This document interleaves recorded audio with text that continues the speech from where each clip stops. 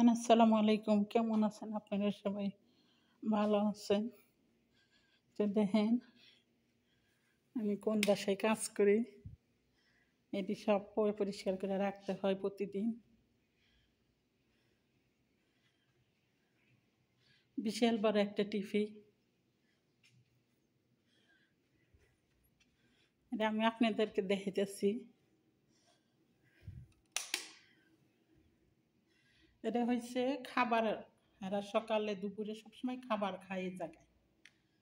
তারা নিচে বসে খায়। আর এটা হচ্ছে রান্নাঘর। এই রান্নাঘর আমার সবসময় ক্লিন করে রাখতে হয়, পরিষ্কার পরিচ্ছন্ন। এই রান্নাঘরে আমি রান্না করি, সব কিছু আমার রান্নাঘরে। তাদের কোনো কাজই নেই রান্নাঘরে। তো দেখেন আমি কতটা ক্লিন করে রাখি। সৌদি আরবে কিন্তু তারা কিন্তু অনেক ধরবে গেলে পারে অনেক পরিষ্কার। আর যদি এই যে এরকম হাত দিয়ে দেখে, এরকম হাত দিয়ে দেখে যে তেল আছে কিনা, এই যে টাইলসগুলো দেখতেছেন না, টাইলসগুলো প্রতিদিন মুছতে হয়। এইভাবে হাত দিয়ে দেখে, টিস্যু দিয়ে মুছে দেখে। কাজ করা অনেক কঠিন বিদেশের বাড়ি। এই ডয়ারটা ভেঙে গেছে, মানে আর কি নিচে পড়ে গেছে গা, অনেক ওজন। কাছের জিনিস রাখা হয়েছে তো। এখানে খাবার দাবার শেষ, আমি সব ধোয়া পাগলা করে হেলে দিচ্ছি। রান্নাঘরও ধোয়া পাগলা করে হেলে দিচ্ছি, পরিষ্কার করে হেলে দিচ্ছি। দেখেন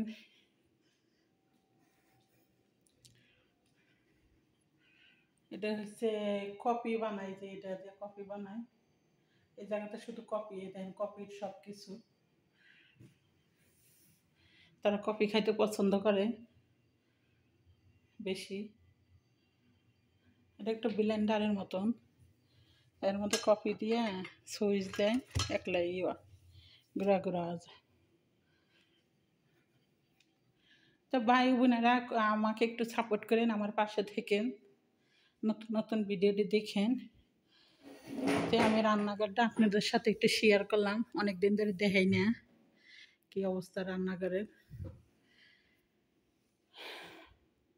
তাই আমি না একটা কথা বলার জন্য এসেছি, বুঝছেন ভাই বোনেরা। আপনারা যেহেতু আমার ফ্যামিলির মেম্বার, যেহেতু আমার চ্যানেলটারে আপনারা ফলো করেন, অনেকে আমার ভিডিও দেখেন, যারা আমার ভিডিও দেখেন তারাই হচ্ছে না আমার আপনজন, যারা আমাকে সাপোর্ট করেন। আমি সাথী, সৌদি আরবে থাকি। আমার বাড়ি হচ্ছে সিরাজগঞ্জ, বাবার বাড়ি সিরাজগঞ্জ। আর মেয়েদের তো কোনো বাড়ি নেই। স্বামীর বাড়ি গেলে কয় স্বামীর বাড়ি, বাবার বাড়ি গেলে আসলে পরে কয় বাবার বাড়ি। তো এসে কথা। তবে আপনারা যদি আমাকে একটু সাপোর্ট করেন, আমার পাশে থাকেন, হয়তো বা আমি একটা বাড়ি আল্লাহ যদি আমার করবে যদি দেয়, আর হায়াতে বাইসা যদি রাখে, আমার একটা স্বপ্ন আছে, আমার একটা সুন্দর বাড়ি হবে। আমি সব কিছু আপনাদের সাথে শেয়ার করবো, আল্লাহ যদি আমার হায়াতে বাইসে বেঁচে রাখে, আর আল্লাহ যদি আমার করবে যদি দেয়, আর আপনাদের যদি সাপোর্ট যদি থাকে, তে আমারও একটা স্বপ্ন আছে, আমি স্বপ্নটা সত্যি করব। কেন জানেন? একটা কারণে, যে মানুষটাকে আমি আজকে 10টা বছর ধরে বিয়ে হয়েছে, খোদার কসম আমাকে একটা কোনোদিন কাপড়ও দেয় নাই, আমাকে কোনো একটা কসমেটিকও দেয় নাই, আমাকে একবেলা খাবারও নাই। আমি শুধু নিঃস্বার্থে শুধু তারে ভালোবেসে গেছি। তার ক্যান্সার হয়েছিল, আমি চেষ্টা করছি 6-7 বছরে সম্পূর্ণ আমার বেতনের টাকা সম্পূর্ণ দিয়ে দিছি, কিন্তু লাস্টে দেখলাম কি তার কাছে আমার কোনো মূল্যই নেই। তখনই আমি পাশ টান দিচ্ছি, বুঝছেন। এখন আপনারা মনে করতে পারেন যে হয়তো বা সংসারটা টিকবে না, এরকম। আমি তো মেয়ে মানুষ, আমি তো এত কিছু ভাবি নাই, কারণ আমরা মেয়ে মানুষ, আমাদের মনটা অনেক নরম। আমরা আর কি মানুষের কথাতেই মানে অল্পতেই আমরা বিশ্বাস করে লেতে, এটা হচ্ছে আমাদের লগা ধরবার গেলে এটা আমাদের স্বভাব। এই কারণে আমাদের পস্তাতে হয়, এই অবস্থা। তো যাই, কথাই আছে না, ওই যে কিছু কিছু হুজুররা যে কয় যে কারোরে মাইরা কে কোনো দিন স্থান হতে পারে না, কি সফল হতে পারে না।